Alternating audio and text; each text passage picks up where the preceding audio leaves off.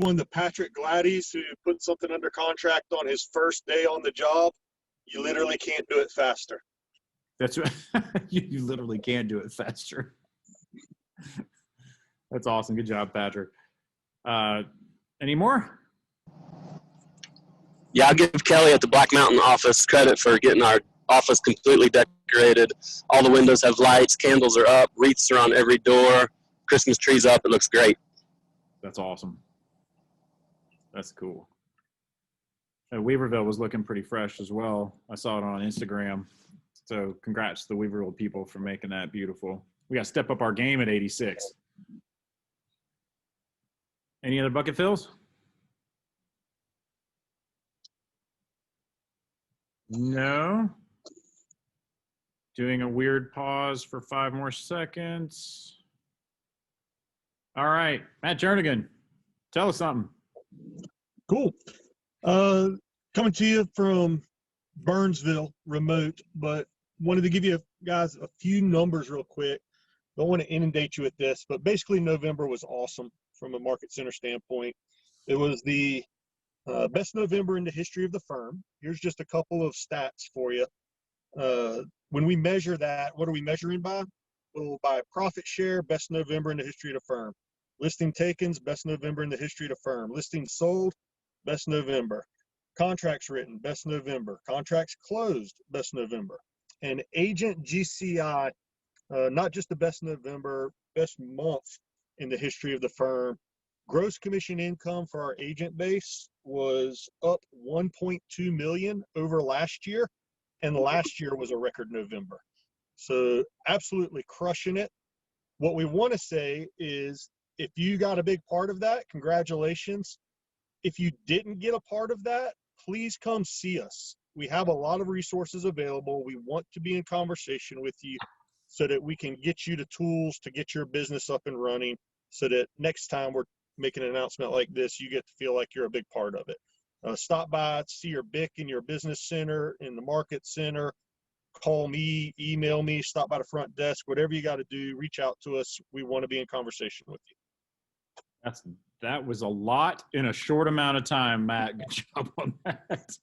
And congrats, everybody. It's I absolutely love it. We're talking about it as a leadership team this morning and how exciting it is to see that many records, us achieving those little benchmarks, because it means that you guys are seeing success in your own businesses. We love that. Today is special guest day, and we couldn't do any better than finding someone that sold thousands of homes, instructed over 3,500 people and counting daily, KWU instructor, bold instructor, as a team, and genuinely one of the best people I know, full of integrity, and I learn something from him every time I talk to him. So I want everybody to welcome Mark Ramsey.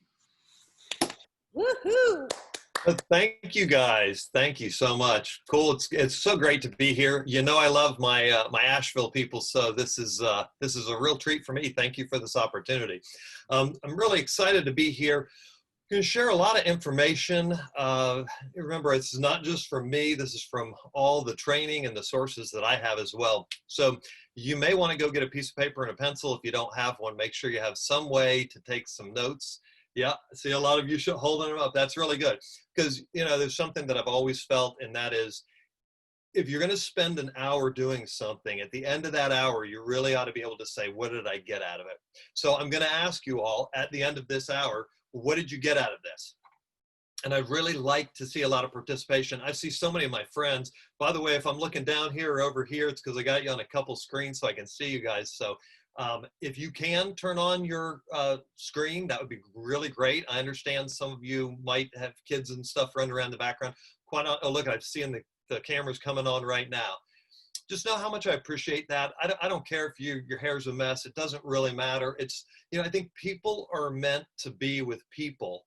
And so I look down here and I see a bunch of people, and I see a whole bunch of boxes with still pictures or just a name. It's just not the same. You can imagine if you were standing in front of a room and everybody would just hold up a big picture with their face on it, you know, or a name, it just wouldn't be the same. So yeah, I see a lot of you popping on your cameras. Thank you so much for doing that. It makes it easier for me. Plus, it's cool because I'm going to ask you guys to respond a lot of times. Now you can respond in the chat box if that works for you, or a lot of you will find that by default, Zoom is usually set up if you're on a computer, where if you hold down the space bar, then while you're holding it down, it unmutes your mic.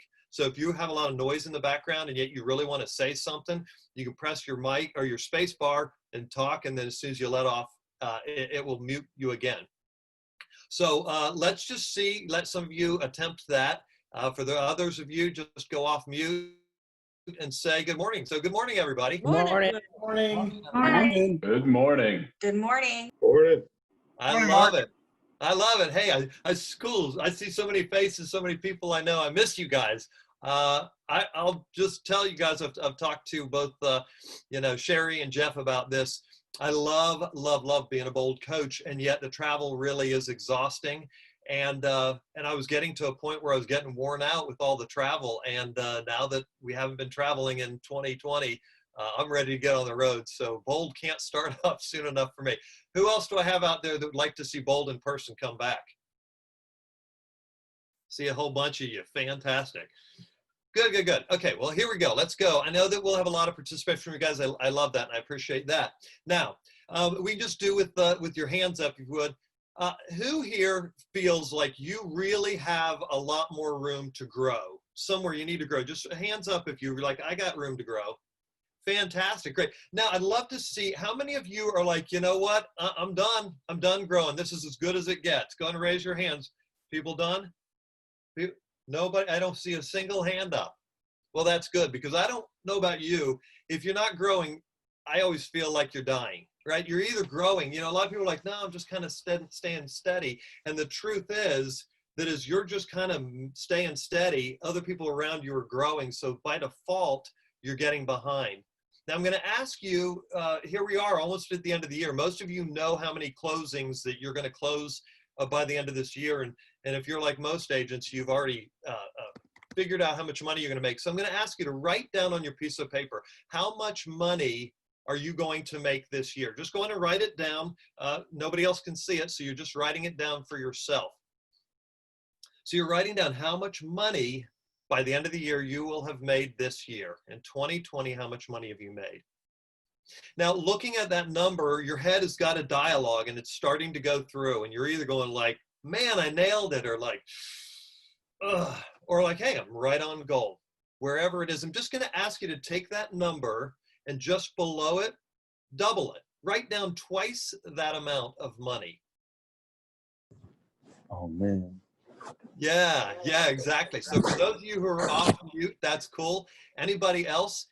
Give me an adjective of what you feel when you look at the second number. And there is no right or wrong. What do you feel when you look at the second number? Hopeful. Hopeful, I love it. What else?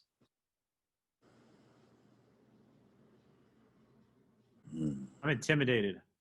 Okay, good. I love that. See, what normally happens, awesome, would be great. Hopeful, I love that one. That's actually really, really good. And then there's some people sitting there and they're thinking, this is intimidating. Boy, I mean, I have to give up a lot of stuff I don't want to give up. Maybe my family time. So that's what I'm saying. It's not right or wrong. It's just looking at that number and saying, what is going on in my head when I see it? Now look back to the first number, the number you're going to make this year. And I'd like to ask you in integrity, and just go on and press a space bar or whatever, just start shouting out, what do you feel when you look at the number that you're going to make this year? Best year ever.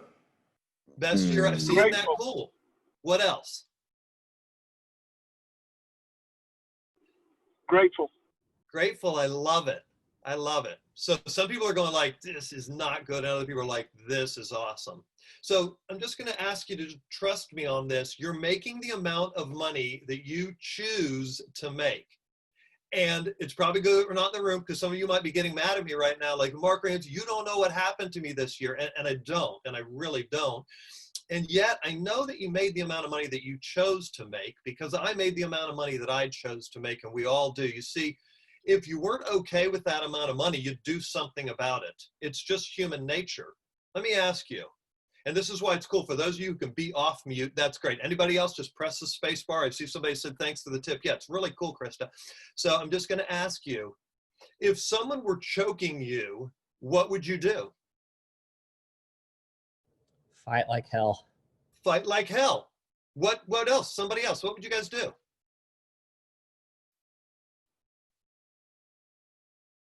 This is participation time. Fight back. Fight back. Fight back. So I can't imagine a person on this call that was getting choked would just go like, oh, I guess this is it. Like you would do, most people would grab the hands, right? The first thing you do is grab the hands. You tighten up, you do anything you could. Some of you would elbow them. Like think about what you would do if you were literally choking. You would do whatever you could. It's human nature that if you don't like where you are, you change it. In fact, if you hear about drowning victims, one of the most dangerous things about going to help someone who's drowning is what? Does anybody know? Is it like it's something about like they're in fight or flight mode? Yeah. And they say, be very, very careful. If someone's drowning and you swim over to help them, usually both people drown. Exactly, Yeah. because they are in desperation mode. And thank you for participating. They'll do whatever it takes, and they will literally grab they're trying desperately to get up, and they will literally push the other person under the water because they desperately want to get out. So it's human nature. Now, I don't know what you guys have gone through. You don't know. Some of you do know if you saw my post on Facebook. Some of you know some of the things that I've gone through this year. So we all have things going on, and yet still you make the amount of money that you choose to make. And we probably all know somebody who at some point was like broke. They never had any money. They never had any money. And then one day they dropped their iPhone in the toilet, and what do you know? 2 days later, they've got another iPhone. And they were broke 2 days ago, and yet they got an iPhone.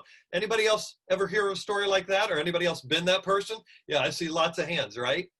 So here's the thing. No right, no wrong, no judgment. Look at that first number, and you're making that amount because that's what you've decided to make. And we've got a lot of high producers on this call. I see names of people that I've been fortunate to be involved with for a long time. There's a lot of people out there, and anybody who's produced a lot knows that in a year when you haven't produced a lot, it's because of your decisions. Now, if you have an elderly parent or something that needs help, you help them and you say, I made less money this year and I'm happy because I was able to nurse my mom. When my mom got Alzheimer's, I nursed her until she died. Very, very proud. That was one of the best things I ever did. I felt like, wow, all the things she did for me when I was a little baby and I got to do them back for her, like that, what a blessing that is. So I made the amount of money that year I chose to make, and that's why I'm saying no right, no wrong. So some of you on this call, you want something more. You're looking at your numbers. So go back and look at them again. Now I'm going to ask you to the right of that. Write the amount of money you would choose to make in 2021. No right, no wrong. Just go in and write that number down just so that you have it written down. And I believe many of you, raise your hand if that number is higher than your number this year. So a whole bunch of you are. Yeah, absolutely. I get it. I completely get it. So many of you want to make more money next year, and I completely get it. And it's actually very simple to make that amount that you just wrote down. It's very, very simple. In fact, some of you might want to write this down. This is how you make that amount of money that you want to make next year. And you're going to laugh when I say this, and yet, as soon as you're done laughing, pay attention to what I said because it is absolutely true. So this is all you have to do. Do the things during your day that make you money and stop doing the things that don't make you money. So some of you are going like, really, Ramsey? We're spending our hour with you so you can tell us the obvious, and yet, is that true or is it not true? It's absolutely true. Everybody knows the day that you're most productive is what day? Somebody come off mute and tell me, what day are you always, throughout the year, if you think the day that you're most productive, can anybody tell me what day that usually is? The day before before vacation. Yep. Boom. It's always the day before vacation. Somebody, Katie, thanks for participating. So Katie, why is it that the day before vacation is always your most productive day? Because you become extremely motivated to get everything wrapped up and everything off your plate and everything done so that you can go do what you actually want to do, which is go on vacation. During that day, exactly, Katie, during that day, you do what makes you be able to check off your list, and you don't do the things that don't like, hey, Katie, I got a real quick question for you. And the day before vacation, Katie says, sorry, Mark, I'm really busy. I'm going to Cancun tomorrow and I got to get stuff done. And I'm like, wow, you're going to Cancun? Awesome. I'd love to talk about it. And she goes, I wouldn't. Go away. And I go away. Right? So that's the thing. It sounds crazy, yet it's absolutely true. Now, we're going to brainstorm, and this is why it's so important. And thank you guys for turning on your cameras. So many of you have done that. So this is really a meeting for you. It's not a meeting for me. I learned most of what I needed to learn as I was putting this together for you. By the way, I've done this for a lot of different people. I just did it for my own team. And I can tell you the ahas are really amazing if you participate. So I'm going to ask you to brainstorm for a moment. I'm going to give you 60 seconds to think about what habits have you had this year that helped you make money? What are the habits that you had? What are the things that you've done this year that have helped you to make money? I'm going to give you 60 seconds. We won't talk. I'm just going to give you 60 seconds. Start writing a list, and no right, no wrong. Just write them down. Ready, begin.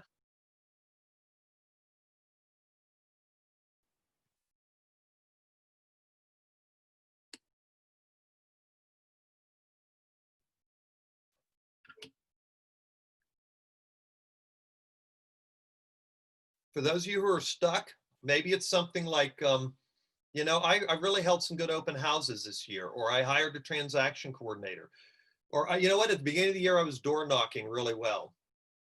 For some of you, I ramped up my knowledge of command. Go ahead. We got a few more seconds. You got about 20 more seconds. What else did you do? The habits you had that helped you.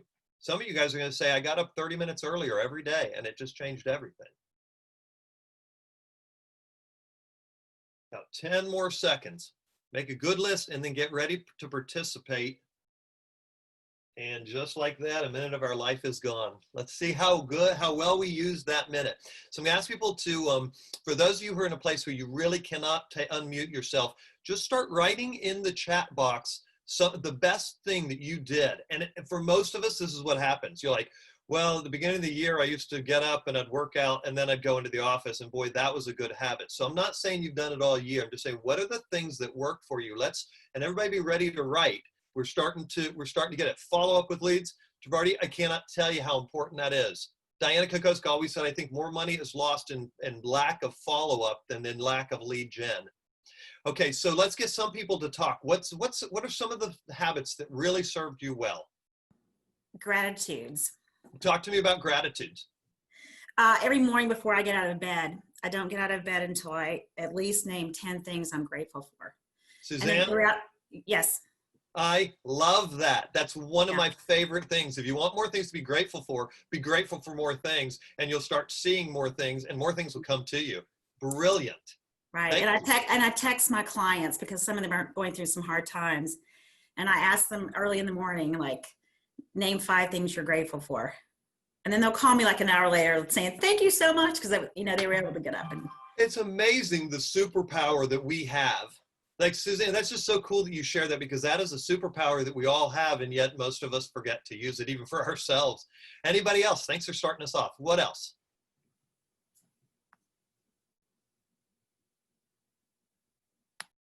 Whoever's nervous thinking, I got this thing, I should say it, and you're not saying it, just come on, say it.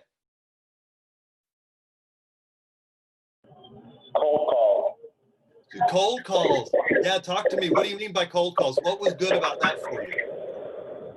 I mean, just, calling like expired listings and talking to them about, the current market and, encouraging them to, or I guess providing value and, letting them know why they should relist now instead of, wait.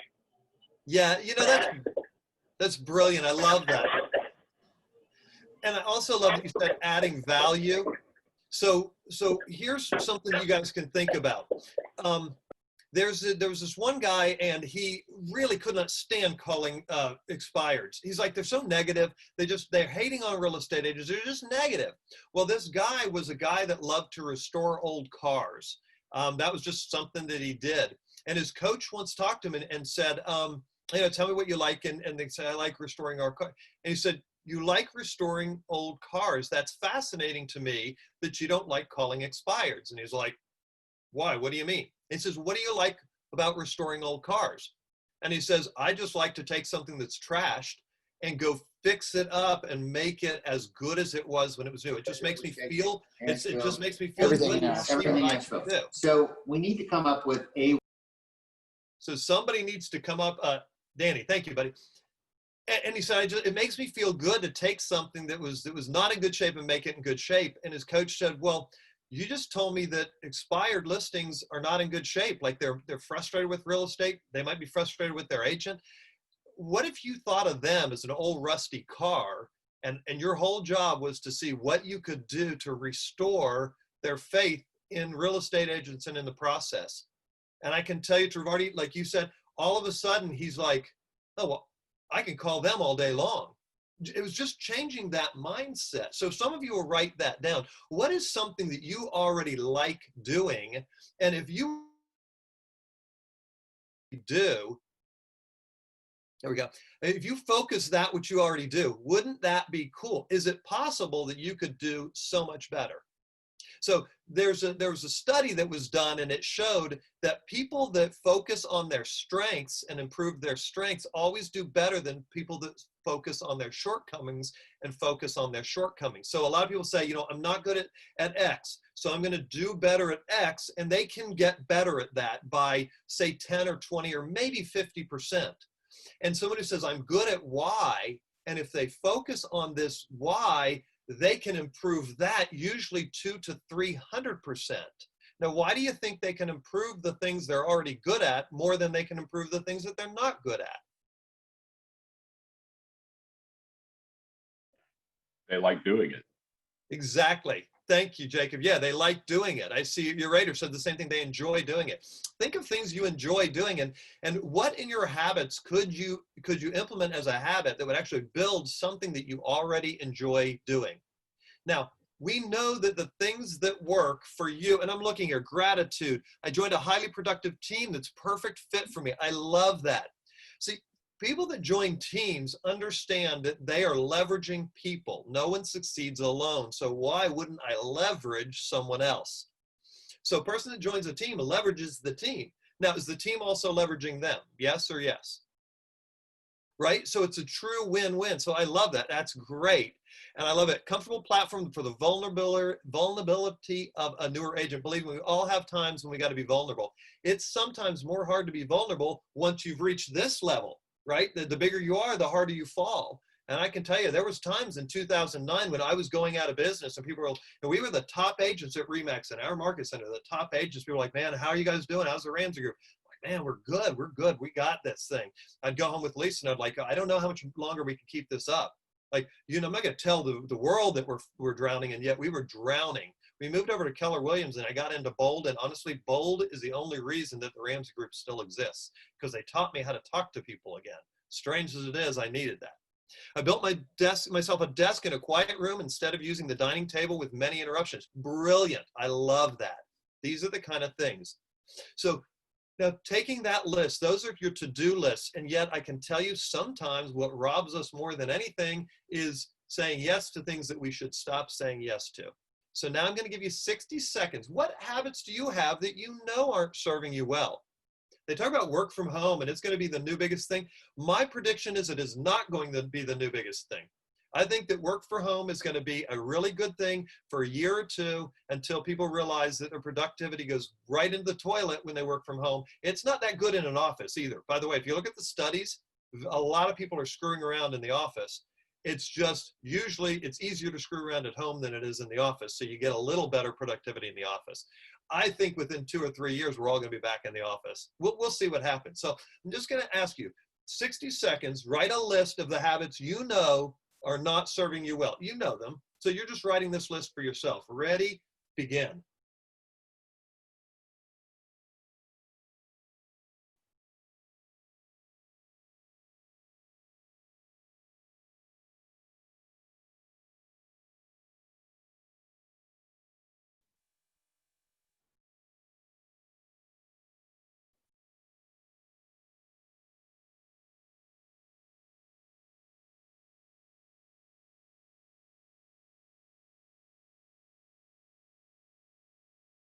You have about 30 more seconds. This list is for you. What are you saying yes to that you should be saying no to?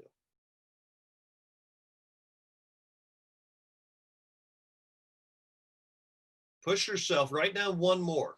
It could be the goal. Write down one more thing.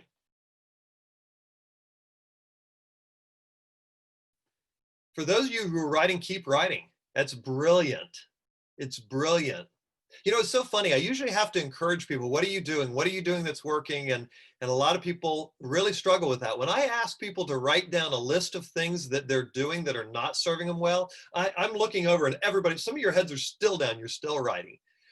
Most of us realize that sometimes the biggest demon in us achieving what we want is us.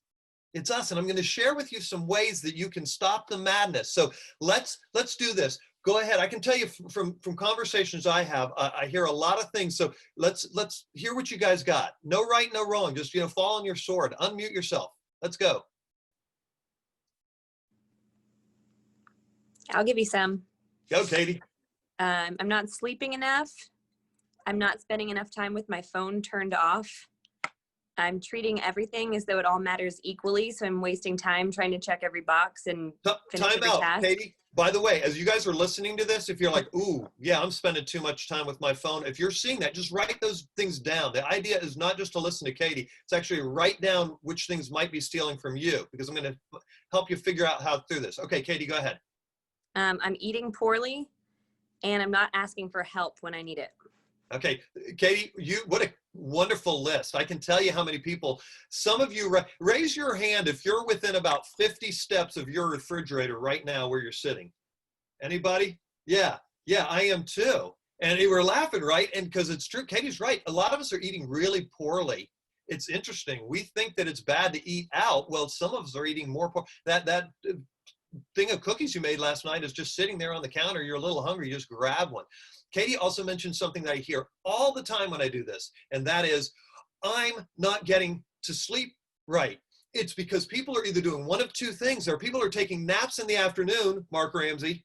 That's my poison. I had no idea until I started working from home. In the afternoon, if I get sluggish, I'm like, I got a really nice sleeping couch. And I just drop on it, and then 2 hours later, I'm like, oh, it's supposed to be a 20-minute nap. Or if they're staying up really late, and that means they're getting up late in the morning. The number one thing to improve your health in your life is to improve your nocturnal rhythm. So some of you will write that down. You want to improve your life, improve your nocturnal rhythm. That will help you more than just about anything else. A constant rhythm that your body gets into. Fantastic. Katie, thanks for starting us off. Who else? Let's see. Some people have put it in the chat box. Let's go. Who else? Some things, some habits you got that aren't serving you well. Not keeping a schedule. Alex, I'm so glad you said it. Not keeping a schedule. It kind of goes in hand with that whole sleeping thing, doesn't it? Yeah. Yep. What else? Who else? This is embarrassing. This is Asheville I'm talking to, and people aren't jumping in. Not being holding yourself accountable. Okay, Kevin, I'm so glad you said that. So here, you guys are hitting all the key points. A lot of people need a coach now more than ever. By the way, I'm not an individual coach, so if you think that, oh, great, here's where Mark's sales pitch is coming, it's not coming, because I don't coach individual. I do for everybody on my team. I don't do that. Yet I can tell you right now, having, as Molly says, having an accountability buddy, I'd never heard that till I heard Molly say that. Somebody that you trust. So I like accountability buddy because it's someone you trust. I'm not looking for somebody to hit me over the head with a hammer every time I mess up. I am looking for someone to let me see, wow, you know what? I might be missing that. So for some of us, it's not hiring a coach. For a lot of us, it's just saying yes when we should be saying no. I can tell you my number one, the thing that kills me, someone in the office saying, hey, Mark, I have a problem. I'm wondering if you can coach me through it. What do you think happens to me when someone says that? I see David shaking his head. Yeah. I go, yeah, sure, David. What you got, buddy? What do you need? And I'll sit there and I'll coach with him for 20 minutes because I like coaching. Most of you guys, if you look on that list of things you're doing that you shouldn't be doing, it's things you like doing. How many of you, raise your hand if you look on your list and you're like, yeah, a whole bunch of things I'm doing because I like doing them. They're getting in my way. I see a lot of you barely nodding, so thank you. I'm going to take that. I'll take that. So the truth is, if you think about this, what you've done to get you where you are this year isn't going to get you to the next level. In fact, next year, if the market shifts, it won't even get you where you are this year. Now, how many of you think the market's going to be as good or better next year? Raise your hand. Thank you. How many of you think it's going to be worse next year? Raise your hand. How many of you think you're not going to raise your hand no matter what I say? There we go. Or Adam's like, I have no idea. So here's the thing. Last year, this year looked very, very dangerous. Anybody tell us some of the reasons that this year looked very dangerous? Election. Election, number one thing. We always know election years are trouble. What else? But this is unemployment. I'm talking about last December. Yeah, Brad? Unemployment. Exactly. Unemployment levels. What else?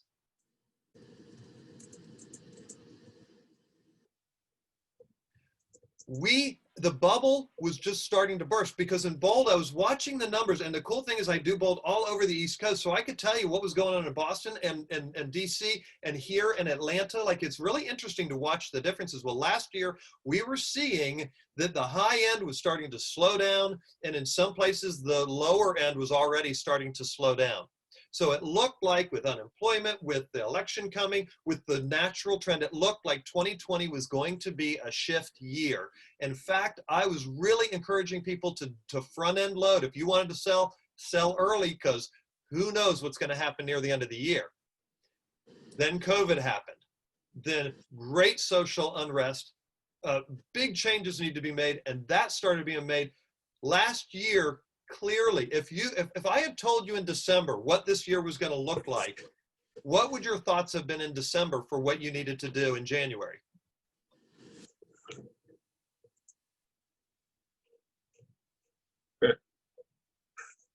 I'm sorry, say that again.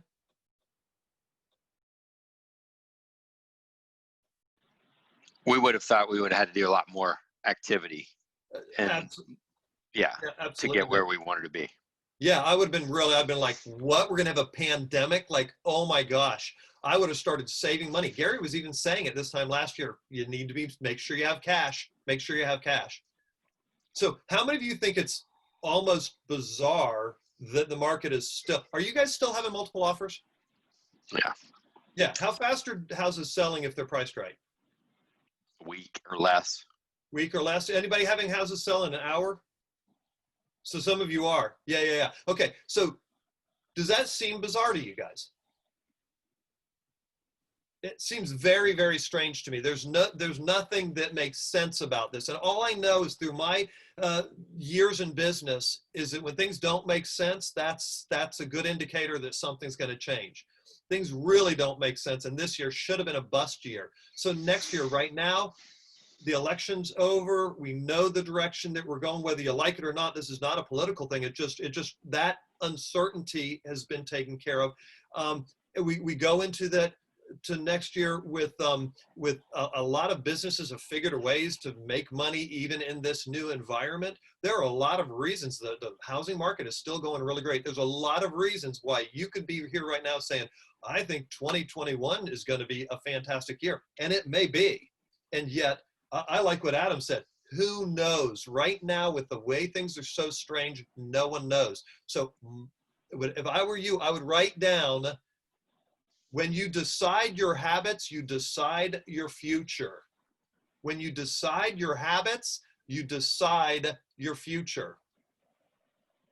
You see, look at the habits that you've written down and the things that you've done and the things you haven't done. I'm going to ask you to circle one or two things that you did this past year, whether it was just at the beginning of the year or maybe at the end of the year you happened onto something cool. One or two of those habits that you know that you are going to make sure you get into this beginning of this year with. Please circle those. That's the most important thing. We don't know what's going to happen in the market. No one has any idea. However, if you decide your habits, you will decide your future. I remember in 2000, gosh, I don't know what it was, 2014 or something, we were killing it And my coach said, that's fantastic. I'm so happy for you. I'm just curious, how much of your success is mark driven and how much is market driven? And that was where I really realized the majority of my success was market driven. And yet I was beating my chest because we were doing so great. And she said, if the market changes, how much of your business is likely to go away? So some of you will look at these things and say, even if the market changes, what habits do you need to have? And then circle from the habits that you have that are stealing from you. What are those? Give me one or two, circle those that you're going to concentrate on to make sure that that doesn't kill your business next year, no matter what happens. Some of you will write this down. The idea is to bulletproof my business. My goal is to bulletproof my business, and you bulletproof your business with habits.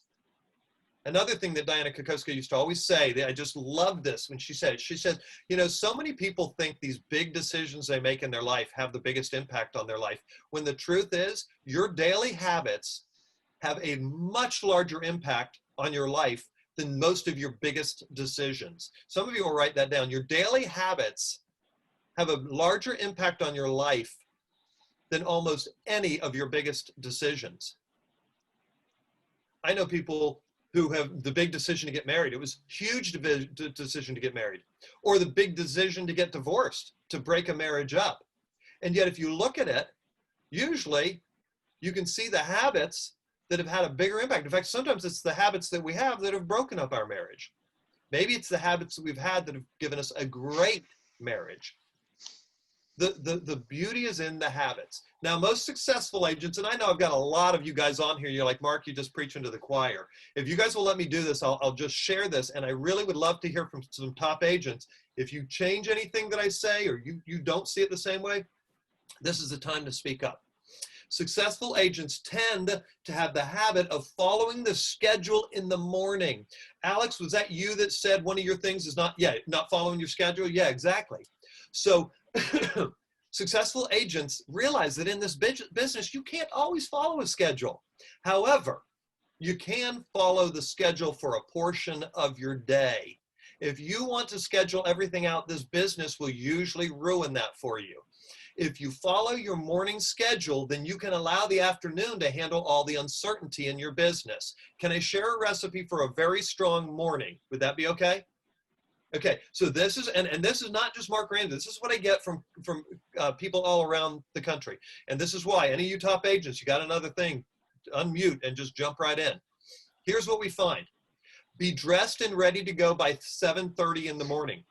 Now, what you do before 7:30 is up to you. Some people get up at 4 o'clock, they meditate, then they work out, then they take a nice long shower, they get their kids ready for school. I don't care what you do before 7:30. At 7:30, you're ready to go. Now, here's where some of you will probably throw a knife at me, and I'm going to say it anyway, because this is what I find people tend to do, even though it's not popular to say this. From 7:30 to 8 o'clock, a lot of people check their email.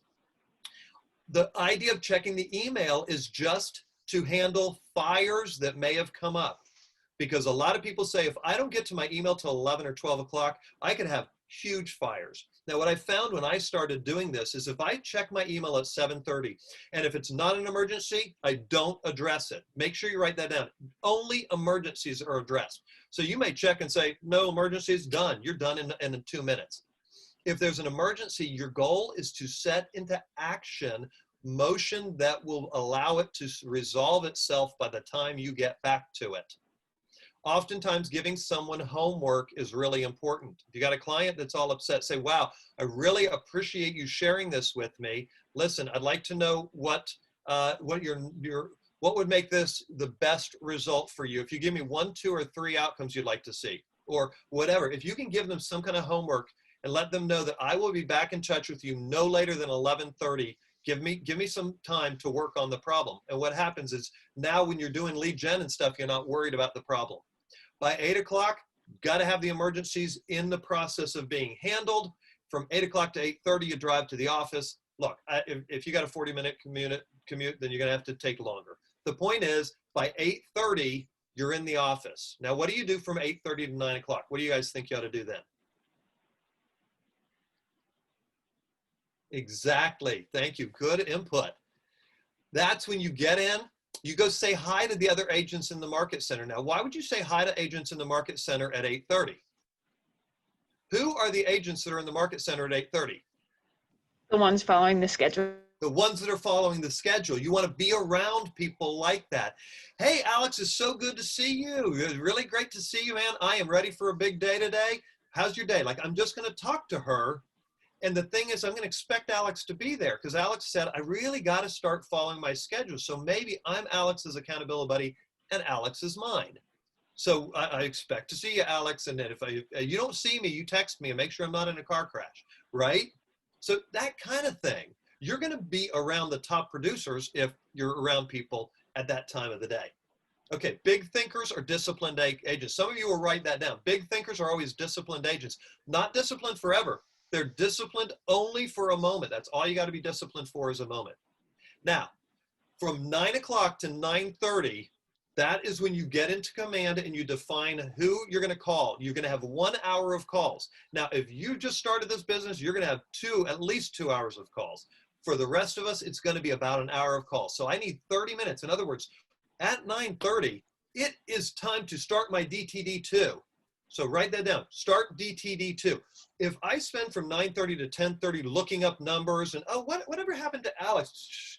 Oh, I was supposed to call her back last week. Wow, I can't believe I forgot it. I'm wasting my time. That's what I do from 9 to 9:30. Wow, Alex, I was supposed to call her back. I need to put her on my, she's the first person I'm going to call. You see what I'm saying? So at 9:30, I'm picking up the phone, I'm calling Alex. And then the next person, I already have the name. I'm ready to go. That's when you follow your DTD2. And if you don't know what that is, talk to your team leader. They can tell you what that is. Now, by 10:30, I don't know about you guys. Some of you guys are great at typing while you're talking to people. I am not. If I'm talking to Alex, and I only say that because she was the last person. So Alex, you're up on my screen right now, so I'm going to keep talking to you. So if I'm talking to Alex, and she tells me some stuff, and I'm thinking, she says, oh, you know what? Yeah, I've got a 4-bathroom house or whatever, and I'm scrolling command to say 4-bathroom, and then she's already told me that she's put granite in it. I'm like, okay, no, notes, granite in it. For me, I spend way too much messing around. So for me, I have a piece of paper, and I just write the stuff down. As she jumps here, I can jump to the page. She jumps there, I could go really quick. I got all my notes. Now, when I'm done talking to Alex, it's not time for me now to enter all of that into command, because that means I'm stealing from Krista. Krista, you're in my top left. So I'm supposed to be calling Krista next. I'm following up with the Alex stuff. Now it's real important that I write the stuff because Alex tells me she would love to be in her house by the end of February. I talked to Krista and Krista wants to be in by the end of January. And then at the end of the day, I've talked to 17 people. I'm like, Alex, was she January or February? And which one was Krista? It's really embarrassed to have to call them back and say, which one were you? So take your notes however you can take them quickly. And then when you're done at 10:30, from 10:30 to 11, that's when I take the notes. Okay, Alex, Krista, and I put them all in. And then I set my reminders. So I told Alex that I would get her a CMA by the end of the day, Friday. So boom, I go put my reminders in there, schedule it. That's what you're doing from 10:30 to 11. You're scheduling up all your lead gen. So at 11 o'clock, I have run a business. I'm a business person. I've run a business. And at 11 o'clock, what do? Get back to all the fires. Get back to the fires that were burning this morning. And I can go handle those things. And if I didn't have any fires, I just get to my email at that point. Your day, your life will feel so much, your blood pressure will literally go down. You will be healthier. Your stress levels will go down if you'll just commit to a morning routine. By 11 o'clock, let your day go. It can be as haphazard as possible. Now, all of a sudden, we did well. We got Alex set up, and she's going to close in January. And the only time the attorney can close is 10:30 in the morning. So 10:30 on that day, yeah, my schedule is screwed up. So now I got to move it to the afternoon. Yet my goal is to do everything I can to protect that morning. How many days a week do you need to do this? Brad says 5. 5, and some people that are really good only do it 4 days. On my team, we have Monday, Tuesday, Wednesday, and Thursday, and then Friday is free for all day. You know what amazed me after we did this for a while? How many agents do you think come in on Friday and do the schedule anyway? Most of my agents do. And then AJ just had a baby. And so on Fridays, he doesn't come in because he spends more time with his kid on Friday because he knows he's going to work on the weekend. So isn't that cool? Okay, so let's get, so I've talked on it. It's just a system. So you guys tell me, what are your thoughts when you hear all this?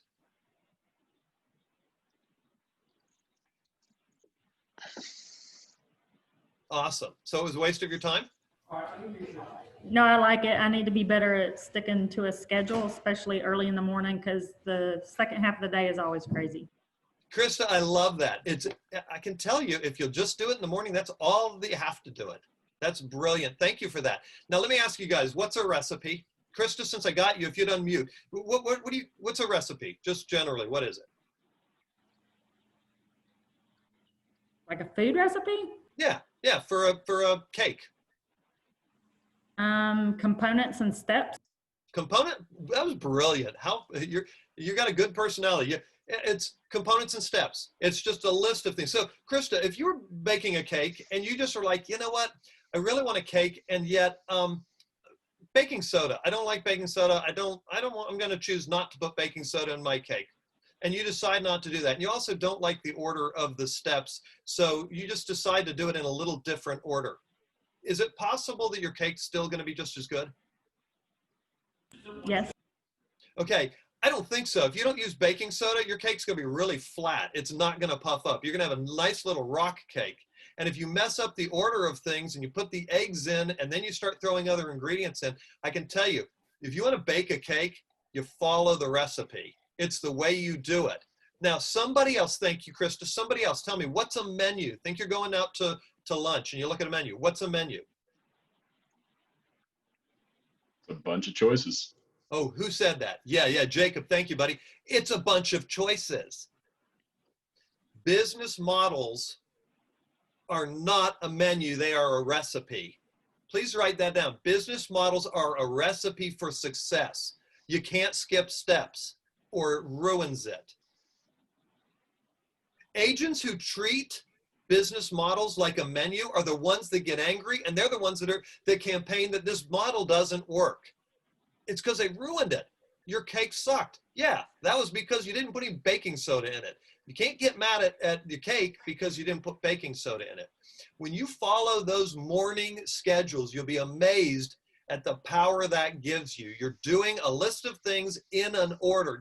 You can't do that like a menu and say, I choose this and I choose that. That's why most of us don't achieve as much as some of these people. You guys, a lot of you on this call are looking, go, Mark, I do achieve. You know why? Because I've got my menu for success. I got my recipe for success. I don't treat it like a menu. Okay, so here we go. Who are my gamers? You love gaming. Who are my gamers? Come on, somebody's got to be a gamer. There we go. We got a couple of you guys. What's wrong? You don't play games? Yeah, I'm talking about like video games and stuff. Who are my athletes? You know, you play golf or you like to run or something. Yeah, I got some athletes in there. Yeah, that's me and Lisa's things. Who are my movie junkies? Like TV, you binge watch, you love those things. So I got any of you people? Okay, so here's the thing. Is entertainment good? Yes or no? Entertainment's very good. It's very good. It's very good. So here's the thing. Be very careful. Entertainment can cost you money. Entertainment can cost you money. What I mean by that is your business is not designed to be your entertainment. Your business is not intended to be your entertainment. Your business, see, here's the thing. When you run your business like a business, it's going to be boring. Some of you will write that down.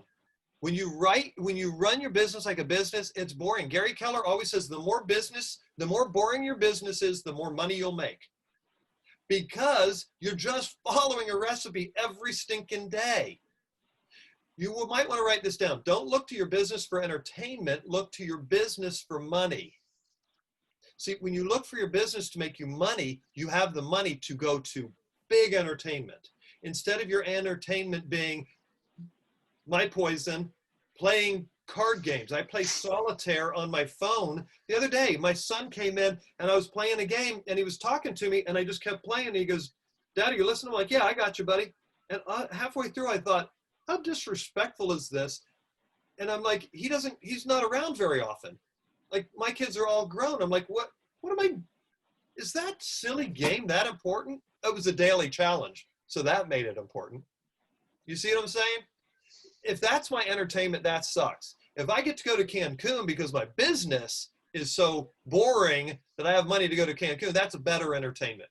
One of my friends, Cody Gibson, says, this is one thing you can do to make more money. Make your 1 + 1 not equal 2. If you can make your 1 + 1 equal 3, you'll make more money. So let me ask you this. 1 + 1, what I mean by that is you get a lead and they want to buy a home and you follow them through, you help them buy a home. 1 + 1 equals 2. How you make 1 + 1 equals 3, and all you top agents know this. You help somebody, they want to buy a home, and then you find out from them, do you have to sell a home? You don't. Well, who else is talking to you? Who else is watching you through this process? Do you have any friends that are seeing how your home purchase goes? And if it goes well, then they might purchase a home. Can you get me in touch with those people? You're making 1 + 1 equal 3. So I'm going to ask you to write down some ways right now. What are some ways that you could make 1 + 1 equal 3 in your business? And then I'll give you a few ideas if you guys don't come up with some. Yeah, Traverti, referrals, exactly. And the question is, who are you asking for referrals? So guys, write down some of your things.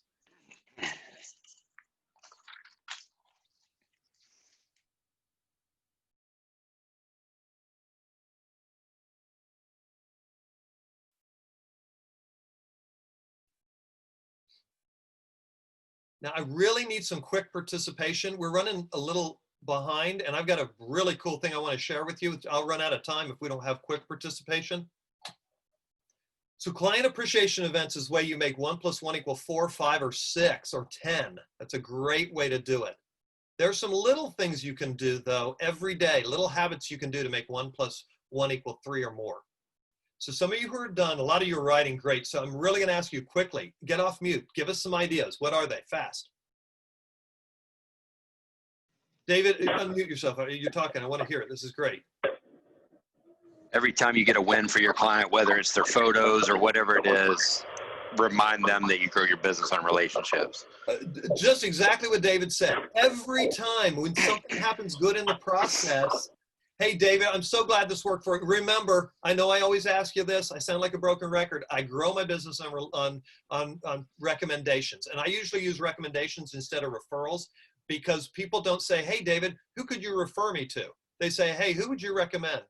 People say recommend. We call it referral. So use recommend. When you recommend people to me, that's how I grow my business. In fact, David, you got to me through our buddy Jim, right? And he's like, yeah. So that's a good way to do that. Thank you, David. What else? Even what Suzanne said she does with her clients with like the, like, what are you thankful for? Yes, that's a great, thank you, Alex. That's a great one. Just caring about them so that they'll be like, wow, she's really cool. And they'll remember you. They'll remember you for way more than just what you did in business. And that's where we're going to go next. Remember, when you close somebody, when you at a closing, if you condition them, hey, Alex, I'm so excited. Congratulations. You got your new house. I'm really excited for you. The only thing that I'm not excited about is that I just lost one of my best clients. Like, we're done. So I need you to help me fill that spot. Like, I'm going to have time in my day that I was helping you and you guys buy a house. Who do you know that could fill that spot? Like, just coming out and saying it. Those are some things you can do. Now, here's what I'm going to do. And I'm going to jump into this really quickly because we got 6 more minutes, and this is, to me, potentially the most important thing on this whole call. First off, write this down, please. Success is in the setup. Success is always in the setup. You can set things up for success. You can set them up for failure. It's all in the way you set it up. And most of success is set up by the words we use. So here's an example. If I say, so Alex, and I'm sorry, you're just on my screen, so I'm going to use you again. You don't have to answer. So Alex, in a perfect world, when would you like to close on your new home? What do you guys think? Is that a pretty good question to ask? Most of you say, yeah. Okay, so when? So I'm not just saying, hey, do you want to buy a house? That's the worst thing I could possibly say. Hey, Alex, do you want to buy a house? What is that? It's yes or no. Yes. I don't know anything more. It's a horrible thing to ask. So Alex, I'm just curious, in a perfect world, when would you love to close on your new home? Now I've got her thinking in closings. And I could then say, this would even make it a little more powerful. In a perfect world, Alex, would you like to close on your house at the end of January or maybe the end of February? And see, what'll happen is it causes her to think in options. And she might be like, no, the kids, no, I don't want to close before May. Like, I don't want to close during the school. That just has brought up way more information. And I also have caught something that's very important to her. So you just write those down as examples. It's really, in a perfect world, would you get your house under contract before the holidays, or would you rather do it in January? Well, gosh, I don't want to deal with it during the holidays. Great. Well, then maybe we list it in January. Here's the thing. I can't tell you what the market's going to be like in January. You see, the words you use can change another person's life, the outcome of their life, as we talked about with gratitude. Now, there's a very interesting study that was done. And it was with people in a kitchen where they were serving different dishes, and they had the person serving apricots. And this is what they said when people came by. They said, you don't want apricots, do you? When they said that, about 30% of the people took the apricots. And then they started saying, hey, do you want apricots? And about 50% of the people said yes and no. Then they started saying, you want apricots? And the more people, about 60% of the people said yes. And then they went to this, and I love this one. Would you like 1 or 2 scoops of apricots? 40% of the people got 2, and 90% of the people took a scoop because they thought they had to choose 1 or 2 scoops. So a lot of people were like, I'll take 1. The words you use when you give what we call an alternative of choice, people are conditioned to think they need to choose one of these, and they only will choose something else if they're passionate about it. Alex, thank you. Yeah, so good. So start thinking in options. So I'm just curious, Alex, which would be better, to go on and list your house right now, or to give you a week to get it ready, like maybe next Monday? You see what I'm saying? Alternative of choice for some of you, that'll make this whole hour worth your time. Okay? What you say matters to the outcome of your business. Now, please write this down. In marketing, don't be clever, be clear. When you're talking to people, it's not about being clever, it's about being clear. Alex, just to make sure I'm clear, you said January. Were you thinking beginning of January or end of January? Some of you will write that down. Just to make sure I'm clear, or just to be clear. Just using that word tells the other person that you're looking for clarity. And clarity, if you've been in bold, clarity is what? Somebody tell me quickly. Power. Power. Thank you, Sherry. I knew you knew that. Clarity is power. So just telling me, hey, Sherry, just to make sure I'm clear on this, are you looking for this or this? Now it's so powerful. Think of a commercial during the Super Bowl that you loved. I loved this one year. This guy comes in, he's all excited. He's gonna go up, and he's going into the bedroom, and his wife's already there, and she has got satin PJs on and this satin sheets, and he goes running, and he jumps in the bed, and he slides right out, goes out the window, and lands out in the bushes. Flippin' hilarious. So many people after that Super Bowl were talking about the guy who slid right off the bed, and his wife is sitting there looking like, what just happened? Question is, does anybody have any idea what that was selling? I couldn't find a person that knew what they were selling, yet everybody knew the satin sheet commercial. Now, that same Super Bowl had Doritos. They also have a really pretty girl, and somehow these Doritos are getting, and she's grabbing them right out of the air. So she's grabbing the Doritos out of the air. She's eating Doritos, and what they want you to do is buy Doritos and eat them. So think about what you're saying. Are you leading people to what you want, setting an expectation, or are you expecting them to do the work for you? You can't let them do the work for you. So here, the bottom line is, you're going to make more money when you can articulate what problem you solve for the buyer. Who knows what Maslow's hierarchies of needs are? Okay, so we've got about a minute, and Jeff, I'm not going to go over, so I'm going to cut it off here unless it's okay for you guys for me to take about 5 more minutes and wrap this up, and I'm fine either way. Jeff, what would you like me to do? So why don't anybody that needs to get off, and let's go for it. We're on a roll. Okay, cool. Thank you guys for being on. Can I get 2 ahas before people start jumping off? 2 things quickly. Something that you got from this, you're like, that was good, that helped. Don't open the window, Mark. There's nobody getting off. I'm watching the ticker. Just go. Okay. So we're going to just go with this. Maslow's hierarchies of needs says the first thing people need is food, water. Some of you will write this down. Food, water, warmth, and rest. And warmth comes from clothing, shelter, and fire. And ladies and gentlemen, that is what's driving your buyers and your sellers. Really, Mark? Really? Absolutely. You say, well, I guess I'm helping with shelter. Yeah, it's way more than that. The truth is that ultimately we all have to have those things. And we live in a first world country where, and thank you, I love this. Some people are popping in the chat box with their ahas. What I'm saying is we live in a first world country and we forget that ultimately it does come down to that. Now, what comes after that is really important. And that is that people want safety and security. Now you're starting to see, do our clients want safety and security? Without a doubt, obviously. So they need a good shelter and they also want safety and security. And only after that are they looking for relationships and companionship. That's the third level. So we do want to get into relationship with them, yet we've got to find out what problem they have right now.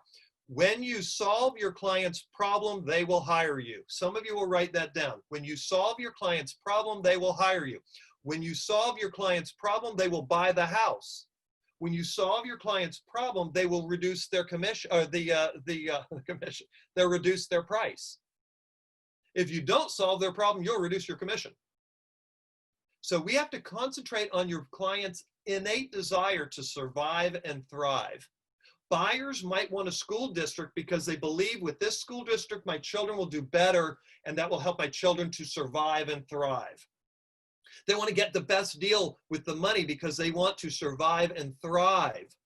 It's a survival instinct.